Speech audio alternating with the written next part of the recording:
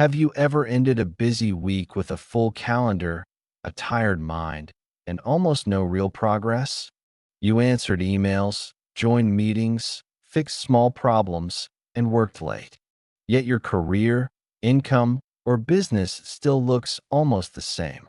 So you make a new plan. You promise to work harder, become more organized, and add even more tasks. But what if that is exactly the problem? The book 10x is easier than 2x offers a very different idea. It says that major growth does not come from doing 10 times more work.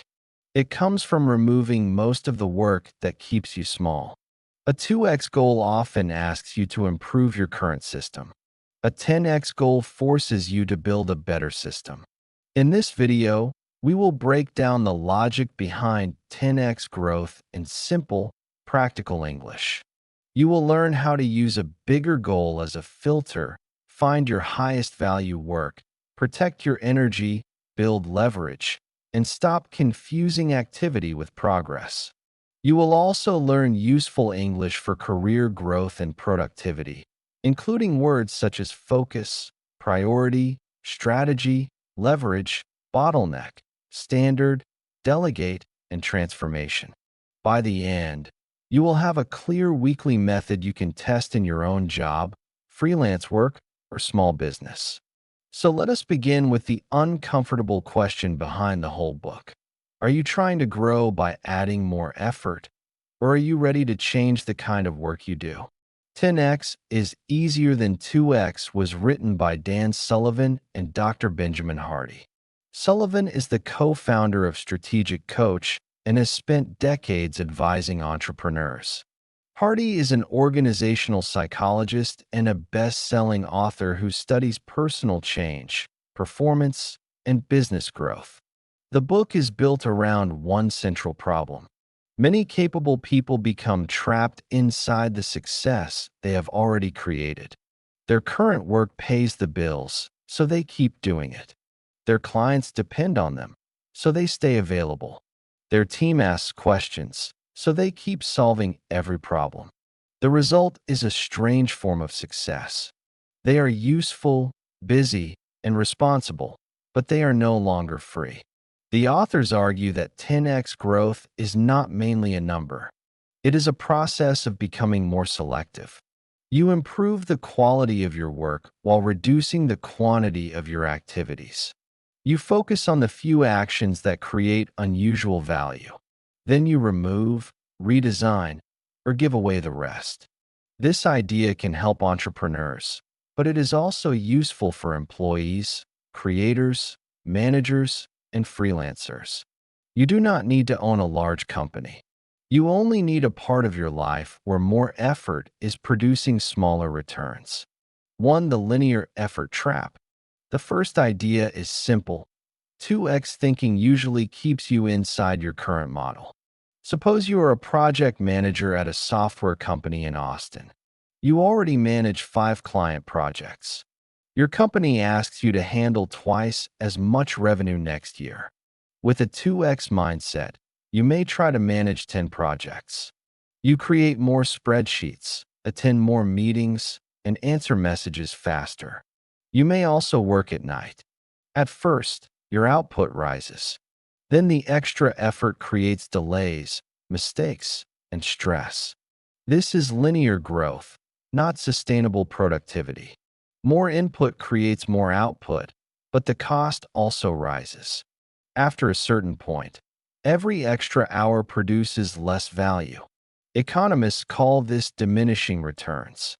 In daily language, it means that working more and more gives you less and less. A 10x question changes the problem. Instead of asking, "How can I personally manage 10 projects?" you ask, "What would allow this team to deliver 10 times more client value without needing 10 times more of my time?" Now your old plan looks weak. You may need a standard project system, clearer client rules, better software, stronger team leads, or a different type of client. The answer is no longer work faster. The answer becomes change the design. That is why a much bigger goal can feel easier. A small goal gives you many possible paths. You can improve a little in dozens of places. This creates confusion. A very large goal removes most weak options. It exposes the small number of changes that could actually matter. The common mistake is to treat 10x as a demand for extreme hustle. That would only create a larger version of the 2x trap. The book is not asking you to fill every hour. It is asking you to question the system that fills your hours. Here is the practical tip. Choose one area where you feel overworked but stuck. Write down your normal solution. Then ask, if more hours were not allowed, what would have to change? That question moves you from effort to strategy. 2. Use the 10x future as a filter. A 10x goal is valuable because it works like a filter. Most people plan from the past. They look at what they did last year and add a little more. If they earned $80,000, they aim for $100,000. If they served 20 clients, they aim for 25. This feels realistic, but it keeps the future connected to the same habits, skills, and limits. The 10x approach starts from a different question. What future would require me to become a different person or build a different system? Imagine a freelance designer in Toronto named Elena. She creates logos, presentation slides, social posts, and website pages. She has many clients, but her income has stopped growing. Her first idea is to accept more projects. Then she defines a larger future. She wants to become known for helping health technology companies explain complex products through clear visual systems. This goal changes her choices immediately. Some work still pays, but it no longer supports the future she wants. Cheap social media jobs do not build the right skills or reputation. General design requests create income, but they also create noise. Her new direction filters them out. She begins studying one market. She develops a clear service. She creates better case studies. She contacts a smaller group of companies with larger problems. She may earn less for a short period, but every project now builds the same future. This is goal-driven selection, and it is the heart of the 10x mindset. The bigger future does not only tell you what to do. More importantly, it tells you what to stop doing. The common mistake is choosing a large number without choosing a meaningful direction. I want 10 times more income is too weak by itself. A useful goal explains what kind of value you will create, for whom, and through which strength. Here is your action step. Write one sentence that begins with, "In 3 years, I want to be known for." Then list 5 current activities that do not support that identity.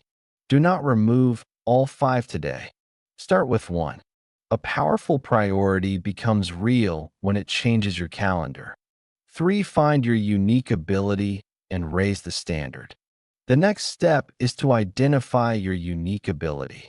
In the language of the book, your unique ability is work that gives you energy, uses your strongest talents, and creates high value for other people. It is not simply something you can do well. Many people are good at tasks they do not enjoy. Your best area usually has 3 signs. You learn it faster than most people. You notice details that others miss. And after doing it, you often feel more alive rather than empty. Consider Noah, a marketing manager in Amsterdam. His job includes budgeting, reporting, hiring agencies, writing campaign ideas, and presenting to senior leaders. He is competent in all of them. But one activity creates a different result. He can take confusing customer research and turn it into a simple message that people remember. At first, Noah treats this skill as only one item on a long list. He spends most of his week checking reports and fixing small problems. His strongest talent receives whatever time remains. A 10x approach reverses that order. He protects time for customer insight and message design. He builds a team member's skills in reporting. He automates repeated data work. He asks an agency to handle routine production. Over time, he becomes unusually good at the work that only he can do at his level. This is where quality creates leverage. When a person becomes excellent at a narrow but valuable activity, 1 hour of work may influence an entire product launch. The value no longer comes from the number of tasks completed. It comes from the level of judgment applied. The common mistake is calling every favorite activity a unique ability. Enjoyment matters, but the activity must also solve an important problem for someone else. Personal interest without outside value is a hobby. Valuable talent that you hate using is a burden. Unique ability sits where energy, skill, and useful impact meet. Here is the practical tip. Review your best 3 work results from the past year. Ask what ability appeared in all 3. Then schedule 2 protected hours next week to develop or apply that ability at a higher standard. Mastery grows when your best work stops receiving leftover time. For let go of the 80%. Once you know your highest value work, you must create room for it. The book uses the 80/20th principle as a decision tool. In many situations, a small part of your effort creates most of your useful results. The exact numbers are not the point. The point is that your activities are not equal. Start by dividing your work into 4 choices: eliminate, automate, delegate, or improve. Eliminate work that no longer needs to exist. Automate repeated steps that follow clear rules. Delegate tasks that matter but do not require your best ability. Improve the small group of activities that creates the strongest result. Imagine Sophie, who owns a small online training company in Manchester. She spends her days answering basic customer questions, correcting invoices, checking every social post, teaching live classes, and planning new programs. Her company is growing, but she has become the bottleneck. Nothing moves without her approval. When Sophie reviews her results, she finds that most new sales come from 2 places: her strongest workshops and partnerships with professional groups. Yet those activities receive less than 1 day each week. She first removes 2 low-demand products. Next, she records answers to common customer questions. She gives invoice work to a part-time operations assistant. She also creates clear standards so her content editor can publish without daily approval. Sophie does not stop caring about quality. She stops believing that quality requires her personal control over every step. This part is emotionally difficult because low-value work can still feel safe. It may produce income. It may make you feel needed. It may also be work that built your earlier success. Letting go can feel like losing part of your identity. The common mistake is dropping work suddenly without building support. That creates chaos, not freedom. Responsible removal needs a transfer plan, written standards, and a clear owner. Here is a weekly method. List every repeated task you performed during the last 7 days. Mark each task with E, A, D, or I. Eliminate, automate, delegate, or improve. Then choose only 1 task to change this week. You do not need to escape the 80% in one dramatic move. You need to stop treating it as permanent. 5. Build leverage through people and systems. Large results require leverage. Leverage means using a tool, system, asset, or relationship so 1 unit of effort creates a larger result. A recorded lesson can serve many students. A strong process can guide many team members. A useful software tool can complete a repeated action in seconds. A trusted partner can bring skills and access that you do not have. This is why the question, "Who can help?" often becomes more useful than "How can I do everything?"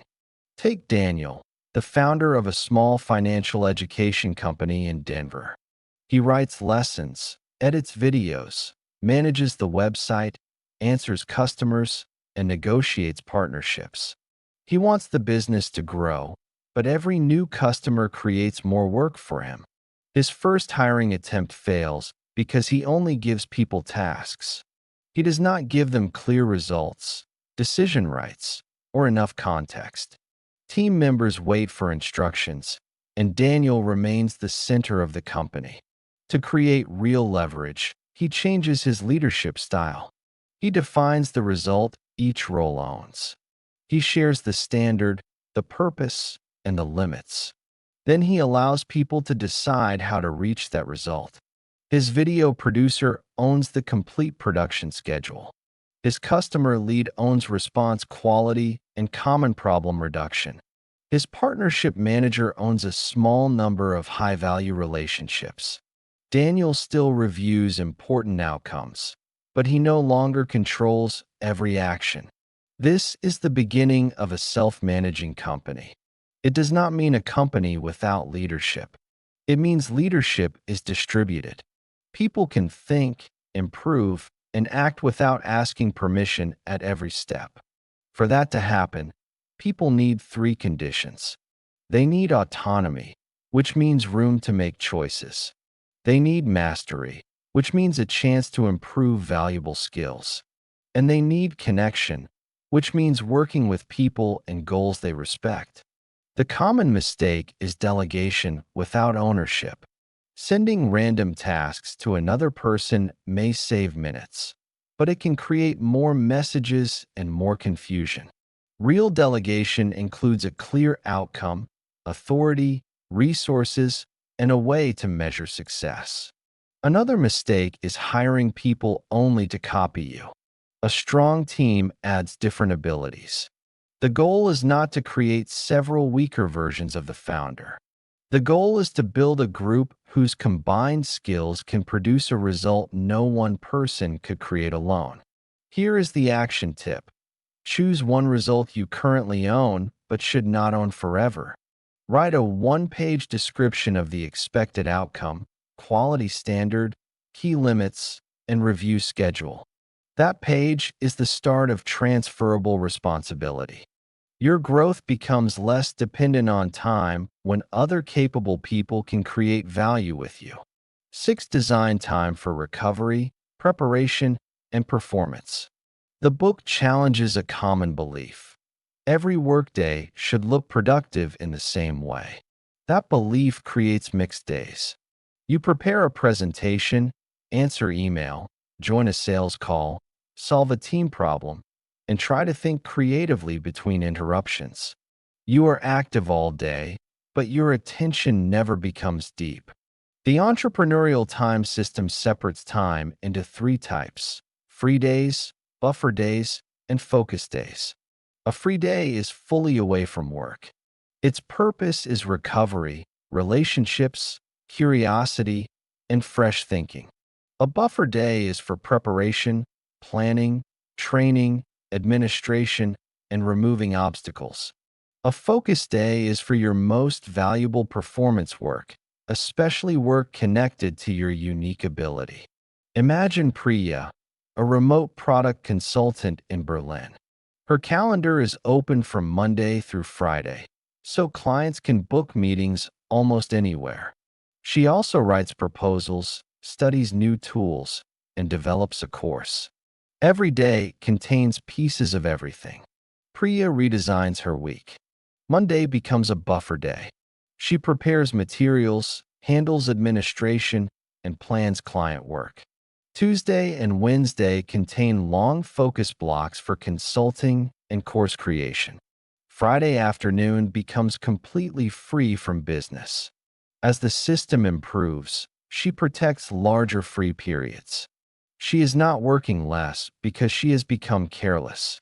She is improving the quality of each type of time. Recovery supports better thinking.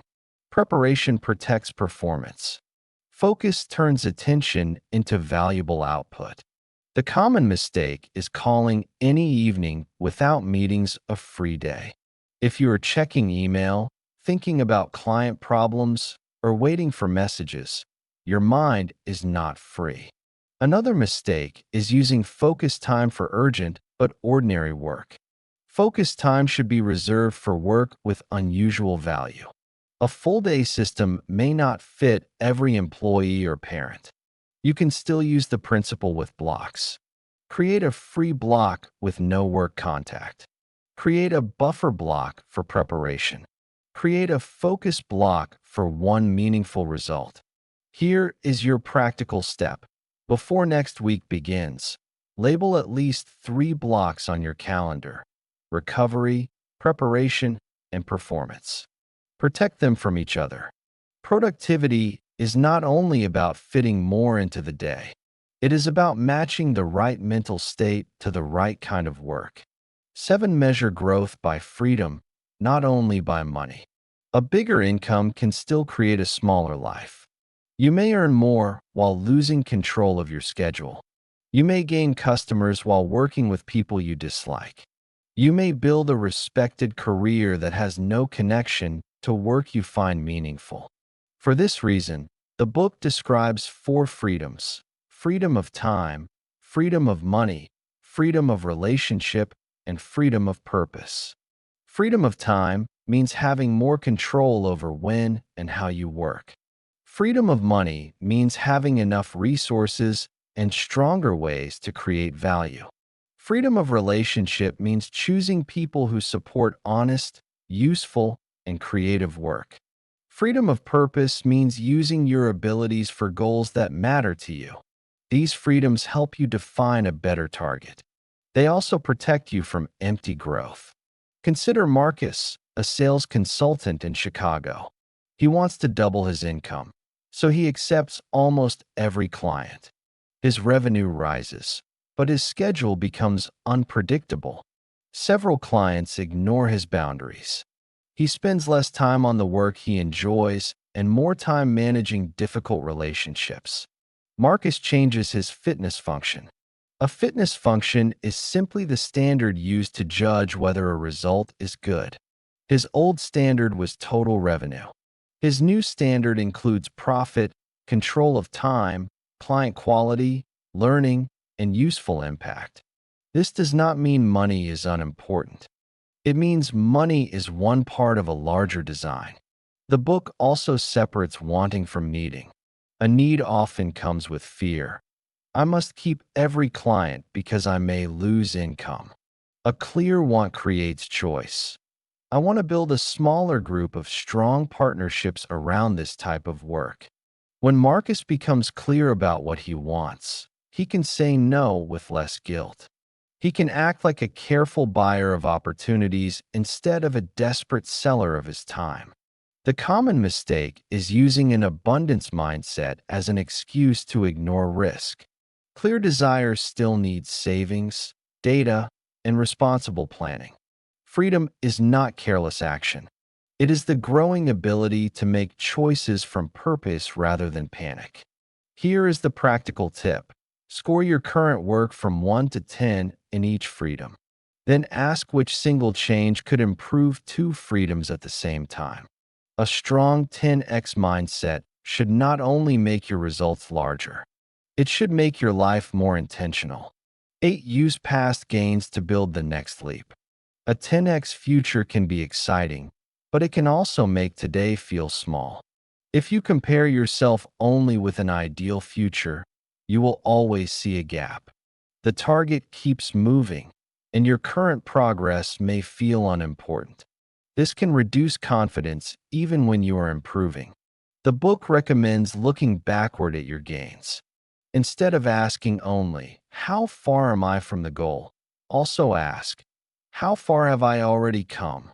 This is not positive thinking without evidence. It is a review of real change. Imagine Ava, an independent software trainer in Dublin.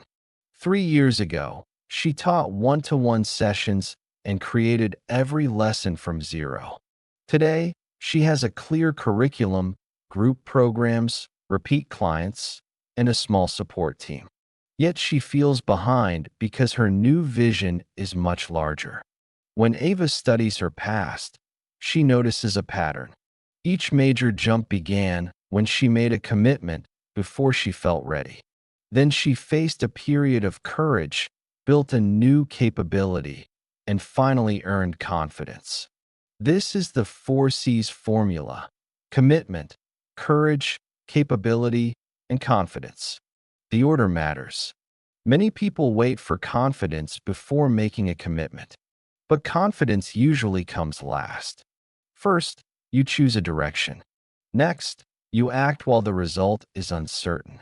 Through repeated action, you develop a new ability. Evidence from that ability creates confidence. Ava uses this pattern again. She commits to building a licensed training program. She feels uncertain about sales, legal details, and partner support. Instead of treating uncertainty as proof that the goal is wrong, she treats it as the normal courage stage.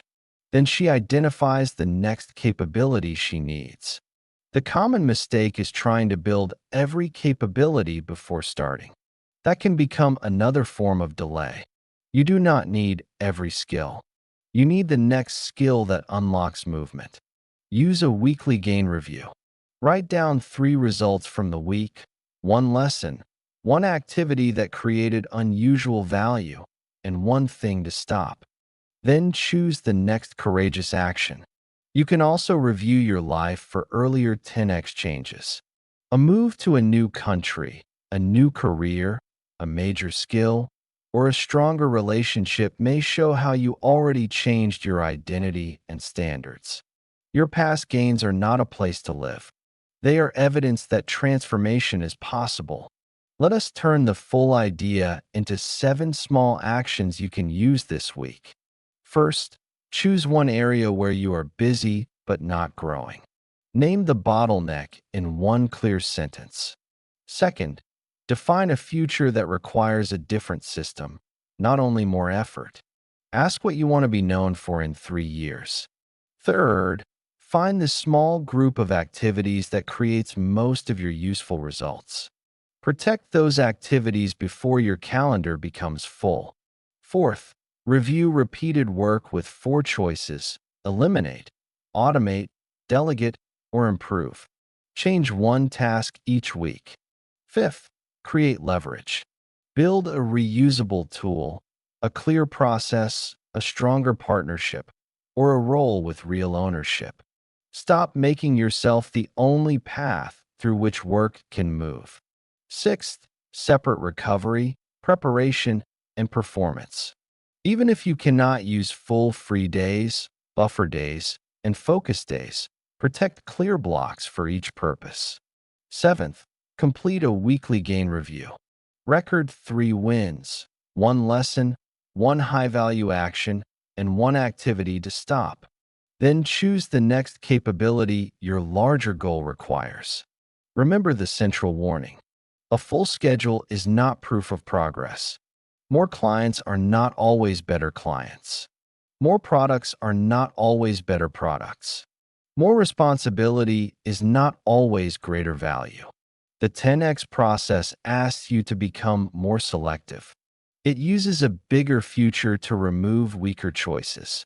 It turns quality into leverage, time into intentional work, and a team into a source of growth rather than another group to control. Do not begin by asking how to work 10 times harder. Begin by asking what must become unnecessary. Before we finish, here are 7 useful ideas from today's episode. Focus means giving your full attention to what matters most. A priority is the task or goal that should come first. Strategy is your chosen way to reach an important result. Leverage means using people, systems, or tools to create a larger effect. A bottleneck is the point that slows everything down. To delegate means to give responsibility to another capable person. And transformation means a deep change in how something works or who someone becomes. You can also reuse these simple expressions at work. This does not support our main goal. What is the highest value action? Who should own this result?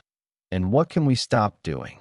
These phrases are useful because they move a conversation from activity to outcome. What is your biggest bottleneck in growth? Or which word did you find most useful? Let me know in the comments.